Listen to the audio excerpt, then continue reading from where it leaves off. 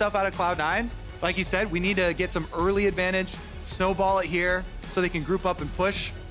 If you're elite, like 100 Thieves has any desire to fight for this one, and Ocean Drake really early on feels great for all of the side, as long as they don't get caught.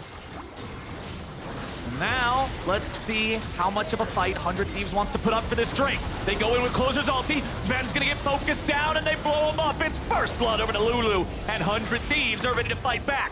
With Cloud9's Drake stacking interrupted, and their support already dead, we'll have to see if M&S might be able to find something. Berserker with a massive arrow over the wall. He puts it right through their heart, and Bjergsen is about to drop next. He throws down a meteor, but he's immediately cleaned up. M&S is after Doublelift, but he doesn't quite have enough damage to get it done with the missed Q3. Doublelift holds his own, but Cloud9 kills 3. Oh, Bjergsen shorts his W and gets stuck inside that dragon, and they just take that massive poke damage.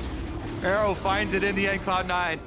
It was looking a little scary there at the first pick. Already completed for Berserker is the Yumu's Ghost Blade to give him some extra mobility, extra chase power, as well as the lethality. Blade of the Ruined King is completed for M&S, and he just immediately engages on Bjergsen. A little bit more damage, and he'll kill the dragon, but the wild growth from Busio at the 11th hour keeps him alive. Yeah, you can see how aggressive Cloud9 can continue to play, pushing mid as well with 3.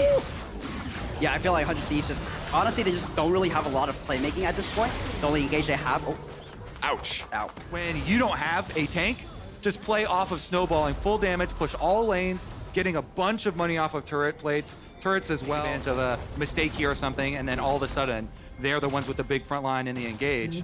Yeah, I mean, Just man on the side of 100 Thieves is Doublelift on the Zeri, but he's still 800 gold behind his counterpart.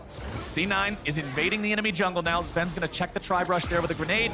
Checks it further with some rockets. Closer engages on the enemy Heimerdinger. Sven's gonna be bursted low, but it's 100 Thieves getting bursted lower. M&S goes over the wall, and Blabber goes on a rampage. Both bottom laners are already dead, and Closer's just the cherry on top. C9 has a body count. it is looking rough for them.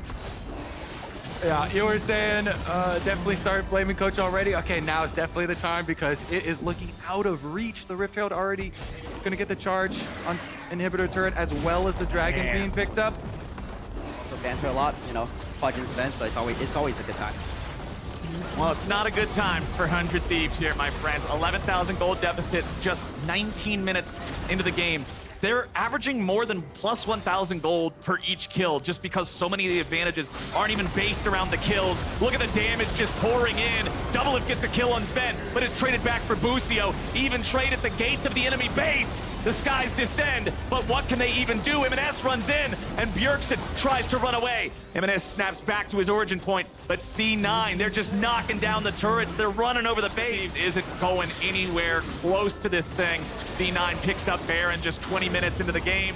Honestly, the bottom side Inhibitor exposed as well, but they don't care because pushing on mid and top right now with the Baron buff. Ooh, Blabber using the stasis to survive the Aurelion Soul ulti, and with that spin, it means C9 just knows there's one less tool in the tank for 100 Thieves to use to fight back. Mid lane's gonna be enchanted there with the Baron, as now M&S engages, and Doublelift dies. It is another absolutely impossible situation for 100 Thieves to try to navigate being so far behind. Mid lane Inhibitor falls, top lane Inhibitor could be next, or they might just want to say, forget it, let's go for the Nexus. They'll turn the attention back over onto that top side Inhib. Fudge with a flash there, getting out of the way of any potential engage from 100 Thieves. Closers here on the front line, but even Sejuani's having a hard time tanking it all up. Tenacity wants to run in, but Fiora has been invisible. Infinity Edge on the way for M&S as well, level 15. He's trying to screen an entire 100 Thieves team, keep him away from that Dragon Soul. Here's the moment.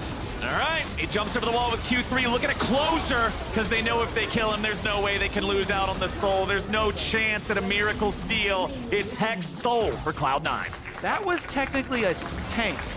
Yeah, that he just hit in 3 comboed. There's not a lot of tanks that can really tank much on the side of 100 Thieves now. Nice use of the Wild Growth to interrupt to the skies from Fudge, but Doublelift is still in no condition to fight back. C9 pushing forward, all 5 men still ready to go. You got the bottom lane Inhibitor alive, but C9 is just gonna walk past it. Berserker puts an arrow through Doublelift again. 4 deaths now on the Zeri. Aurelion Soul ulti only serves to mark his grave as Berserker nearly kills 100 Thieves on their own spawn platform. The Nexus dies at 23 minutes, and Cloud9 just beat the hell out of him. That was a fast one. That was a fast one. Fastest game of the split, I was just informed. Fastest.